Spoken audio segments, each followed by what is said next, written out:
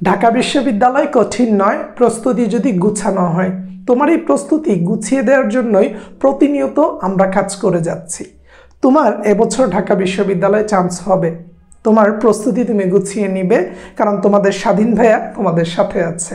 So এই মুহূর্তে তুমি কেন চান্স পাবা, আমি যদি এই বিষয়টাতে একটু জোর দেই, তার অন্যতম কারণ হচ্ছে তুমি তোমার বাবা মাকে কিছু দিতে চাও। বাবা মা কতই না ত্যাগ তিতিক্ষা আমাদের জন্য করে থাকেন, একেবারে ছোট থেকে আজকের এই জায়গা পর্যন্ত তোমাকে তুমি বানাতে সবচেয়ে বেশি যে গাইড করে গিয়েছে সে হচ্ছে তোমার বাবা মা। বাবা যে নিরলস পরিশ্রম করে নিজের দিকে না তাকিয়ে সব সময় তোমাকে সুখী, তোমার শখ আহ্লাদ এবং তোমার সামর্থ্যের দিকে তোমাকে এগিয়ে নিয়ে যাওয়ার জন্য চেষ্টা করে গিয়েছেন। তোমার মা যে অনেক সময় নিজের শখ আহ্লাদগুলোকে বাদ দিয়ে কি করলে আমার সন্তানের মঙ্গল হয়, কিভাবে আমার সন্তান সফল হবে, কিভাবে আমার সন্তান সফলতার দিকে এগিয়ে যাবে, সুখী সমৃদ্ধ লাইফ লিড করবে, সেটা নিয়ে চিন্তা করে গিয়েছে। তুমি কি কখনো তাদের কথা ভেবে দেখেছো? এই যে বাবা মা আমাদের জন্য এত কিছু করছে, এর বিনিময়ে তারা কি আমাদের কাছে কিছু চায়? হ্যাঁ, হয়তোবা তোমাকে মুখ ফুটে বলে না, বাট তারা চায় দিন শেষে যেন আমি আবার নিজের জন্যই সফল হই। দেখো, আমি সফল হব আর আমার বাবা মা ধনী হয়ে যাবে, এটা কোনো বাবা মাই চায় না। প্রত্যেকটা বাবা মা চায় তার ছেলে সন্তানের ভবিষ্যৎটাকে তারা যেন গুছানো দেখে যেতে পারে। কারণ পৃথিবীতে আমি কয়দিন আছি, তুমি কয়দিন আছো, বাবা মা কয়দিন আছে, কেউ জানে না। এই পৃথিবীটাই তো নশ্বর।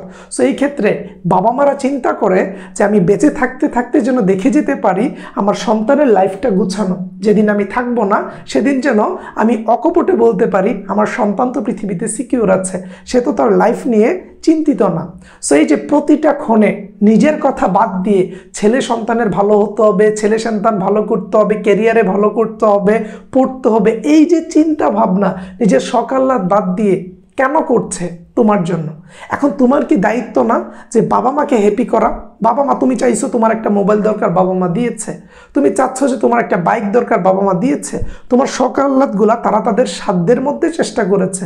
অনেক সময় তাদের সাধ্য ছিল বাট সাধ্য ছিল না, তাই তোমার সেই চেষ্টাটা পূরণ করতে পারেনি। হয়তোবা তোমার মন খারাপ হয়েছে, বাট তুমি ভুল। তোমার চেয়ে বেশি মন খারাপ হয়েছে তোমার বাবা মার, কারণ তাদের এইটাতে আক্ষেপ হয়েছে যে আমি আমার বাচ্চাটাকে দিতে পারিনি। বাট এইবার তোমার দেয়ার পালা, একটা চান্স দাও। এই কথাগুলো মাথায় রাখো যে আমাকে চান্স পেতে হবে, আমার জন্য না হলেও আমার বাবা মায়ের জন্য আমি চান্স পাবো। এবং চান্স পেয়ে বাবা মাকে জড়িয়ে ধরে বলবো যে আমি কিছুই দিতে পারিনি, কিন্তু তোমাদেরকে ছোট্ট একটা সফলতা দিয়েছি। বাবা মা যেন বলতে পারে গর্ব করে যেটা আমার ছেলে, এটা আমার মেয়ে। এই সুযোগটা তুমি দিবা এবং এই কথাগুলো তোমার মাথায় থাকবে বিধায় তুমি চান্স পাবা। তুমি তোমার প্রস্তুতিটাকে গুছিয়ে নিবা এবং তুমি তোমার প্রস্তুতিকে গুছিয়ে নিবে বলেই তোমার কিন্তু চান্স হবে। ঢাকা বিশ্ববিদ্যালয়ের ভর্তি যুদ্ধে তোমাকে প্রতিটা পদে পদে গাইড করে যাব আমরা। আমি তোমাকে বলছি এই টাইমটাতে একজন স্টুডেন্টের অনেকগুলা ভুলের মধ্যে দিয়ে যায়। তার মধ্যে এক হচ্ছে তারা ঢাকায় এসে কোচিং শেষে অনেক বেশি সময় বাইরে ঘোরাঘুরি আড্ডা দেওয়ার মধ্যে দিয়ে দেয়। বসুন্ধরা শপিং সিটিতে যায়, ফার্ম গেটে এসে, তারপর হচ্ছে জিয়া উদ্যানে ঘুরতে যায়, ভালো লাগে, ঢাকা শহরে নতুন নতুন সব কিছু, এগুলো তোমার জন্য অন্তরায়। আমরাও যখন ঢাকায় এসেছিলাম আমরা ওইদিকে না ঘুরে 4 মাস নিজের মাথা জাস্ট বইয়ের মধ্যে গুজে রেখেছিলাম এবং এখন চান্স পাওয়ার পরে ঢাকা শহর ঘুরে বেড়াচ্ছি। তুমিও এটা করতে হবে। আবার যারা গ্রামে আছে তারা শুরুর দিকে যতটুকু মোটিভেটেড হয়ে পড়াশোনা শুরু করে, কিছুদিন পরে যখন একটা পরীক্ষা দেওয়ার পর দেখা গেলো ইংরেজিতে নম্বর কম পেয়েছে, বাংলায় নম্বর কম এসেছে, হিসাব বিজ্ঞানের অঙ্ক মিলতেছে না, হতাশ হয়ে যায়। দেখো, হতাশ হলে তুমি কখনো এগিয়ে যেতে পারবে না। তোমাকে এই লাইফে ভালো করতে হলে আত্মবিশ্বাসী হয়ে চেষ্টা করতে হবে। মনোযোগ দিয়ে আত্মবিশ্বাসী হয়ে চেষ্টা করতে হবে, হতাশ হওয়া যাবে না। হতাশা কখনোই কোনো সমাধান না। সো তোমাকে যেটা করতে হবে, কোনো একটা টপিক না বুঝলে কেন বুঝতেছি না মানে তাড়াহুড়া করার দরকার নেই। আমি কেন বুঝতেছি না, অন্য সবাই তো বুঝতেছে, তাহলে আমি যদি না বুঝি আমার কি করা দরকার? স্বাধীন ভাইয়াকে কল দিই। আচ্ছা, স্বাধীন ভাই ব্যস্ত থাকলে আর কাকে কল দেওয়া যায়, কিভাবে হেল্প নেওয়া যায়, বন্ধুদের সাথে আলোচনা করে সমাধান বের করা যায় কিনা, এই প্রত্যেকটা জিনিস তোমাকে চান্স পাওয়ার দিকে এগিয়ে নিয়ে যাবে। সো তোমাকে আমি বলবো ওই ভুলগুলো করবা না, প্রতিদিন পড়ার চেষ্টা করবা, নিজেকে ধারাবাহিক রাখবা, অর্থাৎ 4টা মাসে কোনো দিন ঢিলামি দিবা না। অসুস্থ হলেও চেষ্টা করবে এই অসুস্থতা নিয়ে যেন পড়তে পারো, কোনো দিন এর আগের দিনের চেয়ে কম পড়বা না, অর্থাৎ প্রত্যেক সময় চিন্তা করবা গত সিজনের চেয়ে, গত দিনের চেয়ে, গত বছরের চেয়ে আমি যেন এই বছর বেশি পড়তে পারি, এই দিনে বেশি পড়তে পারি, গতকালকের চেয়ে আজকে বেশি পড়ার চেষ্টা করবা এবং ধারাবাহিক থাকবা।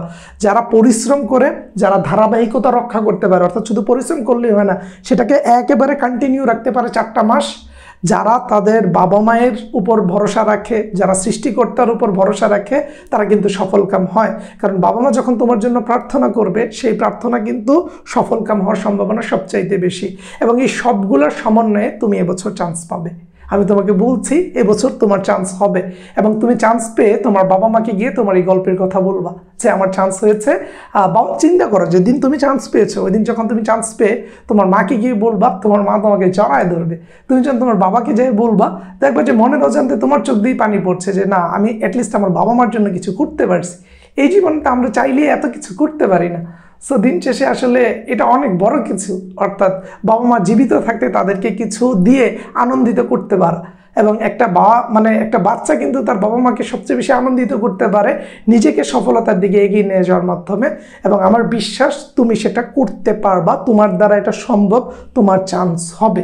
এবং তোমাদের এই চান্স পাওয়াটাকে আরও গতিময় করতে আমরা কিন্তু একটা কোর্স রান করেছিলাম, যেটা এখনও চলতেছে, তুমি চাইলে ভর্তি হতে পারো। সেটা যদি একটু খেয়াল করো, আমাদের এই ক্র্যাশ কোর্স শুরু হয়েছে জানুয়ারির 1 তারিখ থেকে, যেখানে বাংলার 20টা ক্লাস, ইংরেজির 20টা ক্লাস, সাধারণ জ্ঞানের 20টা করে ক্লাস নিব। অলরেডি আমাদের 2-1টা করে ক্লাস প্রতিটা সাবজেক্টের হয়েছে। ক্লাসগুলা ফেসবুক সিক্রেট গ্রুপে লাইভে নিব। সো তুমি যখন ক্লাসগুলা করো নাই বা করবা, সেগুলো রেকর্ডেড থাকবে। তুমি আজকে ভর্তি হলে আগের সবগুলো ক্লাস করতে পারবা। ক্লাসের মধ্যে আমরা প্র্যাকটিস শিট দিব, অর্থাৎ এমসিকিউগুলোকে আমরা প্র্যাকটিস আকারে দিব, যাতে করে তুমি প্র্যাকটিস করতে পারো। যতগুলো এমসিকিউ আছে বিগত বছরের, আমরা পিডিএফ আকারে লেকচার শিট দিব, এবং ফাইনাল মডেল টেস্ট নিব 20টা ঢাকা বিশ্ববিদ্যালয়ের প্রশ্নের আলোকে, এবং সেখানে 60টা করে এমসিকিউ থাকবে। তোমরা ভর্তি হতে চাইলে এই 2টা নাম্বারে যোগাযোগ করতে পারো, কিংবা পেজে ইনবক্স করতে পারো যে ভাইয়া ভর্তি হতে চাই, সিস্টেমটা বলে দেন। 1 তারিখ থেকে ক্লাস শুরু হয়েছে, এখনও ভর্তি চলতেছে। তুমি এখন ভর্তি হলে আগের সবগুলা ক্লাস গুছানো আকারে পাবা। ক্লাস পাবা, লেকচার শিট, প্র্যাকটিস শিট, এক্সামের লিঙ্ক সব গুছানো আকারে আছে। সো প্যানিক হওয়ার কিছু নাই। তারপরে দেখো, তুমি সিওনিটের ক্র্যাশ কোর্সের স্টুডেন্ট যদি হতে চাও, তাহলে তোমার বাংলার 20টি ক্লাস, ইংরেজির 20টি ক্লাস, হিসাব বিজ্ঞানের 20টি ক্লাস পাবা। এই ক্ষেত্রে তুমি ব্যবসায় সংগঠন, ফিনান্স এবং ব্যবস্থাপনার 15টি করে ক্লাস পাবা। তোমারও থাকবে প্র্যাকটিস শিট, এমসিকিউ প্র্যাকটিসের জন্য লেকচার শিট, এবং তোমাদের মডেল টেস্ট থাকবে 20টা, যেখানে 60টা করে এমসিকিউ থাকবে। এবং কোর্স ফি আমরা নিচ্ছি মাত্র 3000 টাকা।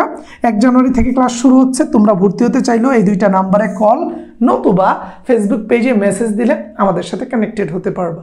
সো আশা করি যারা আমাদের অনলাইন ব্যাচে ভর্তি হয়েছে তারা আমাদের গাইডলাইনগুলো ফলো করবা। যারা এখনও ভর্তি হওনি তারা আমাদের এই কোর্সে অ্যাডমিট হয়ে নিজেকে গুছিয়ে নিতে পারবা। এবং দিন শেষে তুমি যে কারো কাছেই পড়ো না কেন, আমি তোমাকে সম্মান জানাই, এবং আমি তোমাকে বলবো পড়াশোনায় ধারাবাহিক থাকো, বাবা মার কথা মাথায় রাখো, চেষ্টা করে যাও। এবছর চান্স তোমার হবে, বিজয়ের হাসি তুমি হাসবা।